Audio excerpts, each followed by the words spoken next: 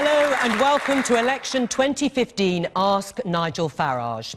Over the next 30 minutes, the leader of the UK Independence Party will face questions and cross-examination from our audience here in the Drum Arts Centre in Birmingham. Tonight's programme is one of a series. The others feature David Cameron, Ed Miliband, Nick Clegg, Nicola Sturgeon and Leanne Wood, each taking questions from members of the public. Now, the audience here has been carefully selected to ensure that a quarter are backing UKIP, while the rest are divided between supporters of the other parties and some voters who have not yet decided which way they'll vote. Before we start, though, let's welcome Nigel Farage. Thank you.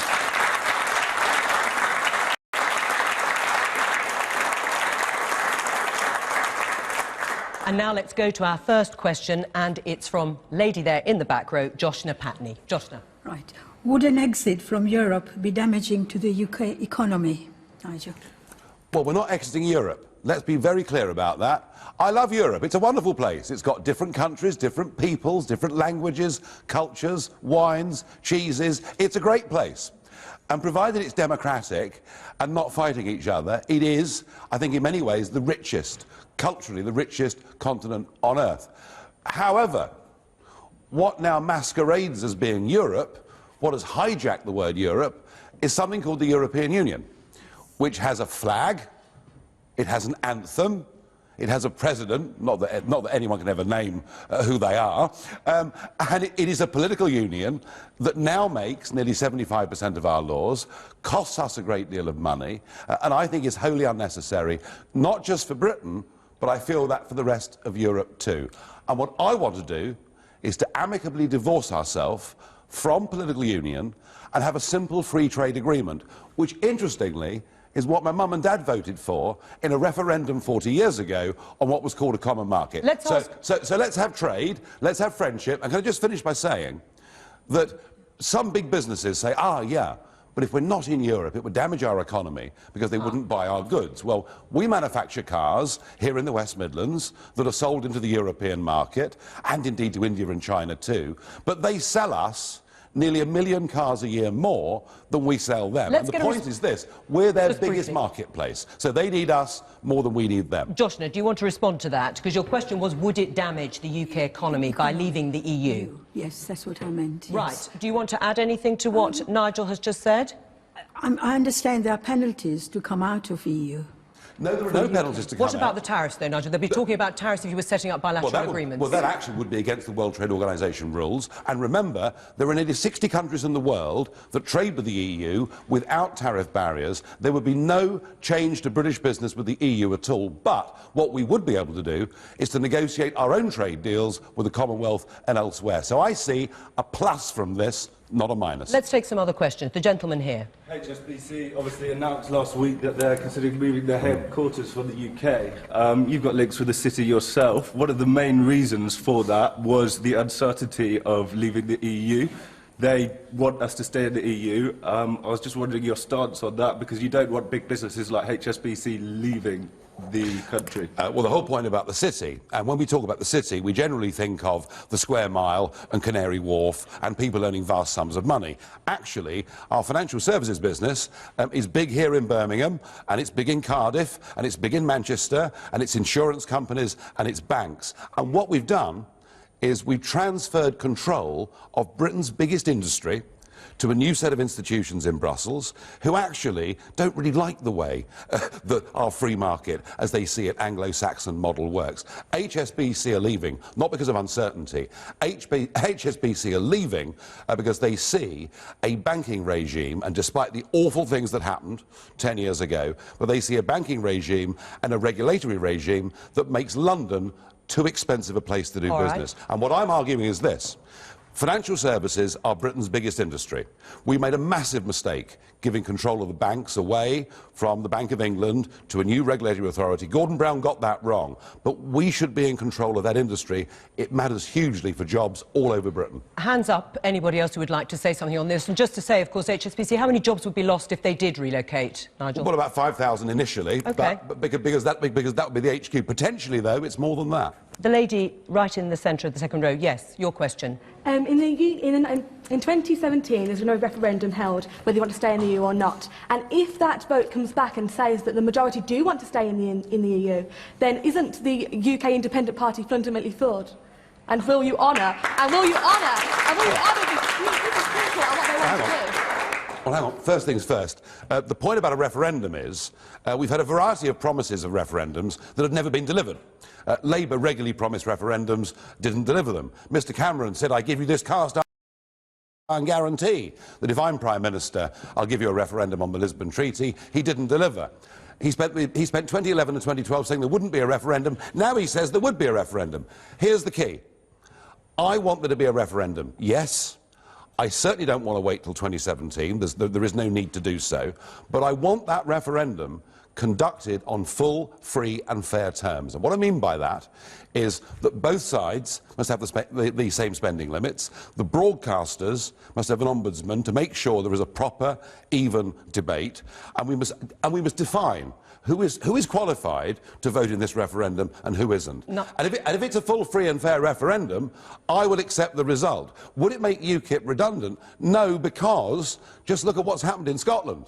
The Scots rejected their independence referendum, and yet the SNP have gone to remarkable heights since Just then. before we move on to the next subject area, just a quick show of hands. Who at this moment in time would vote to leave the EU? And who would want to stay? Probably as it is, 35% saying leave, the rest saying stay in at the moment. If you ask the question of the British people, do you want a free trade deal as opposed to membership of the European Union, 2/3 of British people say they want free trade but not political union. Let's go on to the second question. How can UKIP accuse migrants of benefit tourism while simultaneously blaming them for stealing British jobs? Is it UKIP's policy to simply blame immigration for every issue Britain currently faces?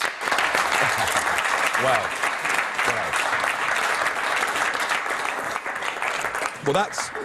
The applause for your question is interesting, because 77% of British people want us to have proper border controls and reduced immigration levels, all right? So this is, you know, what are we talking about?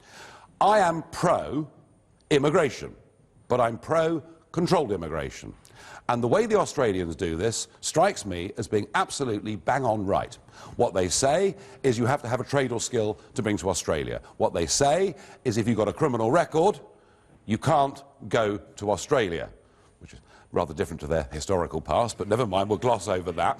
And what they say is you've got to have some money to bring, to bring with you so you can look after yourself, and you have to bring your own health insurance. And I want us to have an Australian-style point system. I'm not blaming immigrants for anything, but what I'm saying is this. When you have net migration into Britain at 300,000 people a year, which is about 10 times what it was for most of the post-war period, that does put massive pressure on housing, massive pressure on hospitals, massive pressure on primary schools, and I think, and the majority of British people think, we need to get a grip. But at the heart of this, and this is the question that the other party leaders tonight won't answer, at the heart of this is, as members of the European Union, we have an open door to 485 million people, any of whom can come, and that is what I want to change. Let's take some interventions from over here. Yes, the lady in the front row. You say about it puts up the pressure on hospitals, schools. I live in North Wales. We've got very few. We've got Poles, which there's always Wrexham area have always had a high level, but we've got disastrous health, our education.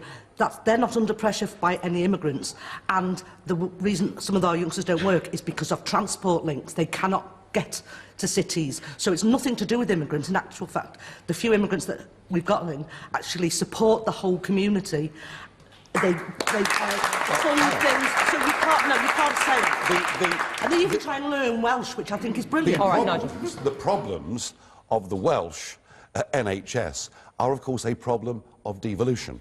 And it has been a spectacular failure that a Labour-run administration has run health in Wales as badly as it has. But just getting back to the first question, I talked about health tourism the other week.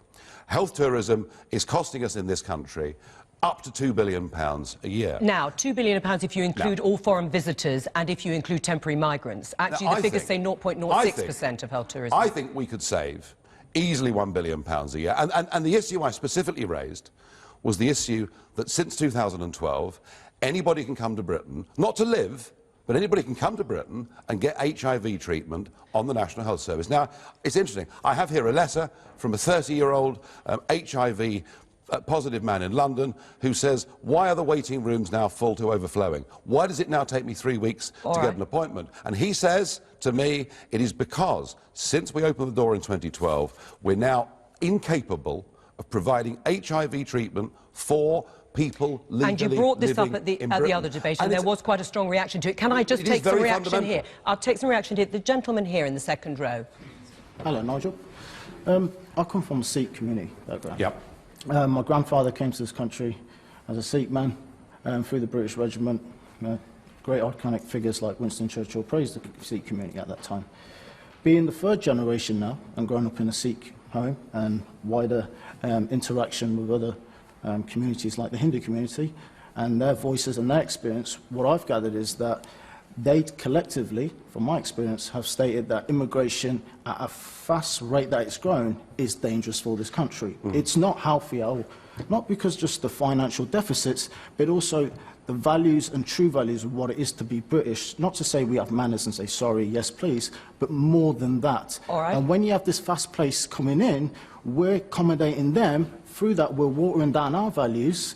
Instead, they should be accommodating us. Let Nigel answer that. I think what's really interesting is the recent massive poll on attitudes towards current immigration levels. What was interesting was that every single ethnic group in this country thinks immigration is running at much too fast a rate. And this is not a question of race in any way at all. It is actually a question, simply of numbers and simply of the type of people coming to Britain. We want skilled people who bring their own health insurance to come to Britain. And I'm pleased to say that we've got several members of the Sikh community who are standing as candidates for us in some of our target seats in this general election. Nigel, just quickly, one more on the subject of immigration from the front row. If you look at many of your target seats, the majority of the people actually living there are white British. Immigration is not an issue. So if it is the issue that you make it out to be, why aren't you gaining seats across the country where there are large immigrant communities that is affecting the people there? It seems as if it's actually not the issue that you make it out to be. Well, hang on, I mean, roughly 12% of the British population are immigrants. That's roughly the figure. So apart from a few inner city seats, there aren't that many seats, actually where the immigrant community would be in the majority anyway. The point is this. The reason, even if you live in an area that has not been affected by opening up the door to 10 former communist countries, what has happened is this. Because of a massive oversupply of unskilled and semi-skilled labour, wages in this country have been driven down. And everybody knows it. Who's benefited? The big multinationals, the giant landowners, have turned this country into the low-wage capital of Europe, and it's ordinary workers that have paid the price. Although, interestingly, there are 700,000 jobs still vacant at an unskilled level. But let's take another question from the gentleman here, please. Why, Mr Farage, do you want to increase the size of the military and increase military spending if at the same time you want to reduce military intervention abroad? Well, you're quite right. You are quite right. I firmly believed that the Iraq war was a revenge attack from President Bush because it was an America whose mainland had never, ever been invaded in the way that it was on 9/11. And we stupidly, Blair stupidly followed on from that and frankly did it without telling the British people the truth. I was opposed to that. The one that I was really opposed to was Libya. It struck me as being absolutely mad, and I simply couldn't believe it. I couldn't believe that the three so-called big parties in Britain, along with President Sarkozy and their friends in the EU, were so desperate to bomb Libya. And I warned at the time, however bad a man Gaddafi may be, if you bomb Libya, if you destabilise Libya, it will not be the right thing to do. So why spend and look more? at the results. But this is the point. The point is, we live in a world that is probably more uncertain than it's been at any point since the fall of the Berlin Wall. And all I'm asking for is 2% of our annual spending to maintain adequate defences. Think of it, if you like, as paying the insurance premium on your house. All right. You probably won't have a fire next year, but if you do, it's better that you've paid the insurance. Let's get a range of views on that issue. The man at the front here. I'm just going to quickly put it in because we talked about the NHS earlier. Yeah. One of UKIP's policies is to reverse or change the smoking ban. And when the NHS is such a massive issue... Can we just stick to defence? We'll come back to that in a minute. The man at the back. Yeah. Nigel, this Yes. may not come as a surprise to you, but your party's been labelled as... they've been labelled as closet racists by David Cameron and some of the other media and some of the public. So my question to you is that voters that are on the brink, who are unsure whether to vote UKIP or not, and have a nervousness about this, how do they know that you're not a party of Roseanne Duncan's? All right, let Nigel answer that. Let me But Nigel, answer that and then we'll go on to defence. Let me answer that. Let me answer that. This party is a non-racist, non-sectarian political party. I mentioned to our Sikh friend here, we have got people from all races, all religions and all nationalities standing for us as candidates, working for us as activists, and really, I'll tell you why Mr Cameron began it, calling us closet racist, but many others have done it. They know that on the issue of open-door immigration, they cannot answer the question, how can you control immigration when you have an open door to 500 million people? You can't. And so what they do is, rather than going for the bull, they're going for the man, and they're throwing this abuse at me. Sadly, some people believe it, but you know what? Most sensible-minded people see straight through it. Now, are we back on defence? On defence. Are there any views on defence to put to... Yes, the gentleman there. Sorry, is that Yes? Don't you think that your defence spending should also be twinned with foreign aid budget? So why are you attempting to slash the foreign aid budget? And also, if you're so obsessed with immigration, surely if you slash foreign aid, then you're going to increase the number of asylum seekers who've come here? No. Hang on. No. Now, but I mean, you've linked a lot of things in there. Can I just tell you this? Can I just tell you what we do to Africa as a European Union? We put huge barriers against them selling to us their agricultural products, tariff barriers, etc. We rape and pillage the fisheries off the west coast of Africa. We're behaving in a neo-colonial way to Africa, and we assuage our consciences by giving a bit of foreign aid that in nearly every case goes to the wrong people. And I'm sick of this hypocrisy when it comes to foreign aid in Africa, and I think that for the political class, led by David Cameron, to have increased foreign aid at a time when they've slashed our defences to a level that we can't defend ourselves is simply wrong. The gentleman there at the end. Hello, sorry. I'm just interested to, it's interesting to hear your views, really, because obviously I'm of the opinion that it's actually, society's moved on a little bit. We're all from different areas. We've moved on nowadays with transport links and so on and so forth. And I think we're in danger. Ignorance breeds contempt, in my view. And therefore, it's good to have a good mix of people within a society. And that's where the true strength of a community comes from, in my view. And I'd be interested to know what your opinion would be if, subsequent to a UKIP winning the election, what would happen looking backwards if the vote was actually won to leave the EU? Would you? I don't want to go backwards. Get rid of everybody? I don't want to go backwards. I don't want to go backwards. I want to go forwards. But isn't that I what want you're to doing? leave. I want to leave an ailing, failing, out-of-date political union, be independent, self-governing, and to re-engage with the world. And I think we're mad to have turned our backs on the Commonwealth. There are 2 billion people out there in the Commonwealth. I want a trade deal with them and better relations with them. I understand fully what you say. A society with a mixture of people in it is a more exciting and a better place. But I repeat the point. Every ethnic group in Britain wants immigration to be controlled, and a continued open door is not good for this country. Let's take a few more views here. The gentleman at the back. Do you regard Mr Putin as a threat to Britain? I think he probably is now, yes. I regret bitterly our sheer stupidity, and this was led by Cameron and Osborne, but supported by Labour and the Lib Dems. We have for 10 years pursued a policy where we publicly say we want the Ukraine to be a member not just of the European Union, but of NATO as well. And Russia is paranoid about people encroaching upon their borders, and I think we bear a very heavy burden of responsibility in precipitating that Ukrainian crisis. However, what's done is done, and we now have a Mr Putin who is clearly acting aggressively. I think he is a threat to us. I think there is also a threat from some of the extreme Islamic elements in the Middle East, and it's back to the question about defence. We face these threats in the world. We need to have good defences, because we just don't know what could happen in the future. Did you not say you admired Vladimir Putin once? No, I didn't. I said, isn't it wonderful how this guy... I said I didn't like him. I wouldn't like to live in his country. Too many journalists go missing. But as an operator, at least he revealed some of the truths that stopped us getting involved in yet another war in Syria. Well, thank you for clarifying. All right. That. Gentleman here. I just want to say, if the UN recommends a 2% spend of GDP on defence, why the other major parties can't commit to it?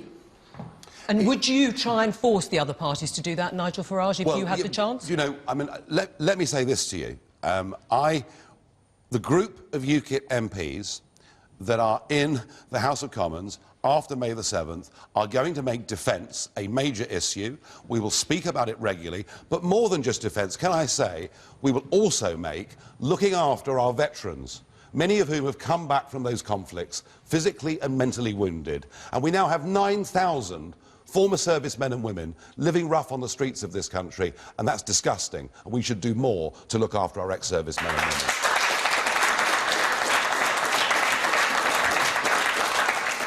We're going to move on from defence now to the NHS, and let's have a question from Mark Dickinson. How much longer can we afford to pay for the NHS with the rising and ageing population as well as health tourism?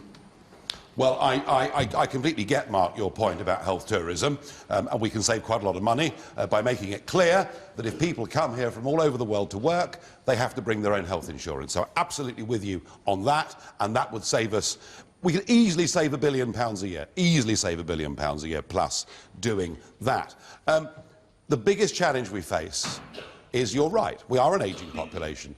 But we're also a growing population, and no one's made the correlation. I know the lady talked about Wales, but Wales is different. I mean, that to me is management failure. The population of this country has increased by 10 million, at least, in the last 25 years, and we simply haven't built up enough nurses, doctors and hospitals to cope with it. The one thing I'm certain of is, going on from here, if we want to continue to have a National Health Service that is free at the point of delivery and sticks to its founding principles, we are going to have to find a lot more money for the future. And anyone that tells you that there is any way we can decrease spending on health is wrong. We're going to have to find more money, and I'm proud of the fact that we're the only party who've pledged £3 billion more for the NHS a year, 12 billion plus over the course of the next Parliament, and we've actually funded it.